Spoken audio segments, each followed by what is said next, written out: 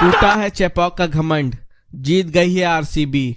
जो last time Anil Kumble की captaincy में हुआ वो 17 साल बाद रजत पाटीदार की कैप्टेंसी में हुआ। आरसीबी ऑन फायर, 2 मैच, एक ईडन गार्डन में, दूसरा चेपॉक में, दोनों मैच जीते और आरसीबी ऑन टॉप। आईपीएल से पहले इनका बहुत मजाक उड़ा कि इनकी कैप्टेंसी चॉइस को लेके, इनका टीम कॉम्बिनेशन को लेके, लेकिन पहले 2 मैच में जिस तरह की परफॉर्मेंस दी, चाहे बैटिंग हो बॉलिंग हो, दोनों में जबरदस्त।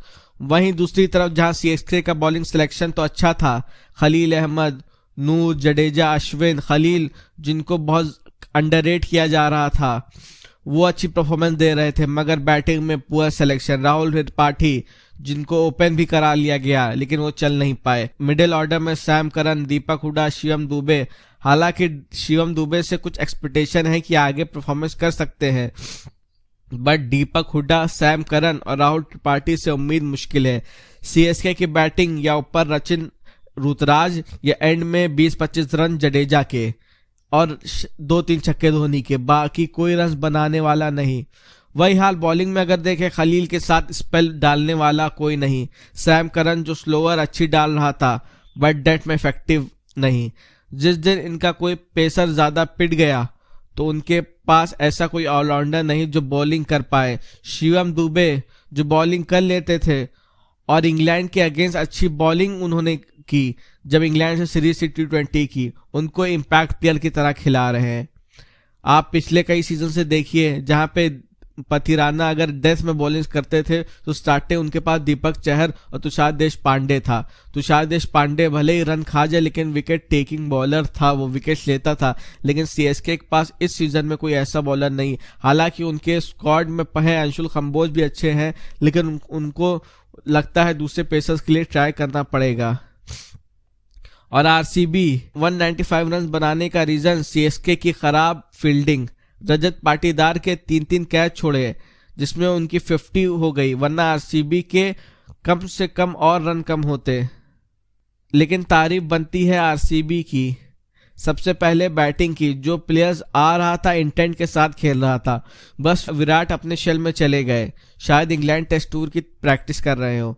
आरसीबी को स्टार्ट फिल सॉल्ट ने जबरदस्त दे दिया, लेकिन एक गलती हो गई उनसे। एमएस धोनी विकेट के पीछे और पैर हवा में कर दिया और जरा सा पैर उठा नहीं कि स्टंप उखड़ गए। एमएस धोनी से अच्छा फिनिशर आ सकता है, एमएस धोनी से ज्यादा बेहतरीन कैप्टन आ सकता है जो ट्रॉफी ज्यादा जीत जाए, लेकिन एमएस धोनी से अच्छा और fast wicket keeper I don't think so कोई आ सकता है, क्योंकि धोनी की जो टेक्निक है ना वो किसी एकेडमी में सिखाई जा सकती है, ना कोई इसको ट्रेनर सिखा सकता है। ऐसा विकेट कीपर बनता नहीं बल्कि पैदा होता है। आरसीबी की बैटिंग लाइनअप बहुत जबरदस्त, स्पेशली जब उनका कैप्टन इतने जबरदस्त इंटेंट के साथ खेल रहा है तो टीम का मोराल ऊपर रहता है। हालांकि लिविंगस्टन जो स्पिन के अगेंस्ट फंसते दिख रहे हैं, हालांकि जो उनकी बैटिंग पोजीशन है उनको पूरे आईपीएल में स्पिनर ही मिलेंगे। टिम डेविड जो उनका रोल फिनिशिंग का था उन्होंने बखूबी निभाया। 19 ओवर में जहां पथिराना ने सिर्फ 1 रन दे के 2 विकेट लिए थे तो स्कोर 175-180 तक जाते नजर आ रहा था, मगर टिम डेविड के लगातार 3 छक्के सैम करन को जो मारा, आरसीबी का स्कोर 196 कर दिया। आरसीबी की बॉलिंग लाइनअप की बात करें, खास करके जॉश हेजलवुड पावर प्ले में 2 विकेट चटका दिए, एक राहुल त्रिपाठी और दूसरा कैप्टन ऋतुराज को, जिनको तो डक पे भेज दिया, और 1 विकेट भुवनेश्वर कुमार ने लिया। और सीएसके का पावर प्ले में 3 विकेट गिर गए और वहीं से सीएसके कमजोर हो गई। मुझे इस आईपीएल सीजन में पहले ट्रेंट बोल्ट जो था जो फर्स्ट पावर प्ले में 1-2 विकेट चटका जाए, लेकिन अब तक के जितने मैचेस हुए जॉश हेजलवुड ही ऐसा पेसर जो लग रहा है जो लगातार मैचों में विकेट गिराता रहेगा, क्योंकि उसकी बॉलिंग लाइनअप है। वो पावर प्ले में 1-2 विकेट तो, अगर पावर प्ले में जॉश हेजलवुड आ गया तो 1-2 विकेट तो लेकर जाएगा ही इस पूरे सीजन में। तो पावर प्ले के बैट्समैन को जॉश हेजलवुड को बहुत संभल के खेलना पड़ेगा, क्योंकि अगर कोई फुटबॉल खिला सकता है इस आईपीएल में तो वो जॉश हेजलवुड है। और पावर प्ले में 3 विकेट गिर गए, सीएसके वहीं से कमजोर होने लगी। फिर टाइम पे टाइम विकेट गिरते गए और थाला बैटिंग के लिए आए, तब आए जब सीएसके मैच हार गई थी। धोनी को ऊपर आना चाहिए था, एटलीस्ट अश्विन के तो ऊपर आना चाहिए था, क्योंकि जब अश्विन बैटिंग के लिए आए तो टीम के चांसेस था जीत का, कुछ ना होता, लेकिन सामने वाली टीम प्रेशर में तो रहती कि मैच पलट सकता है।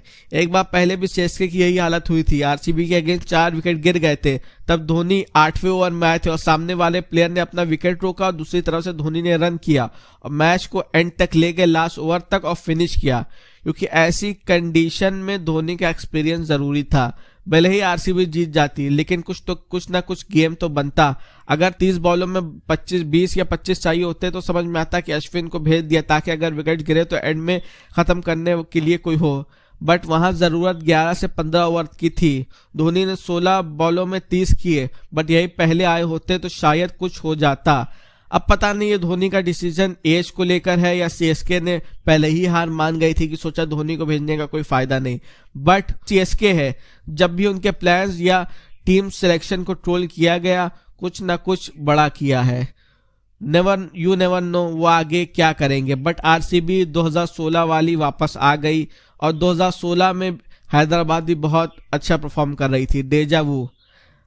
आरसीबी ने इस सीजन का सबसे बड़ा काम तो कर दिया कि चेन्नई को चेपॉक में हरा दिया। पहले ईडन गार्डन में केकेआर को हरा दिया, फिर चेन्नई को चेपॉक में हरा दिया। बस उनको एक किला और बाकी है, वो मुंबई इंडियंस का है कि वानखेड़े में हरा दे। आरसीबी की जो सबसे 3 बड़ी टीमें के अगेंस्ट उनको फंस सकती थी, वो थी कोलकाता, चेन्नई, मुंबई, जिसमें उन्होंने दोनों लोगों को हरा दिया।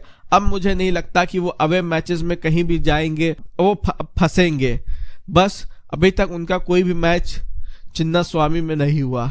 अब देखना ये होगा कि जिस तरह वो अवे परफॉर्मेंस दे रहे हैं, क्या वो होम में भी वैसी परफॉर्मेंस देंगे कि नहीं।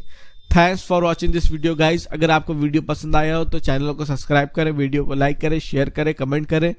मिलते हैं नेक्स्ट मैच के एनालिसिस में, तब तक के लिए bye bye, thank you, thanks for watching.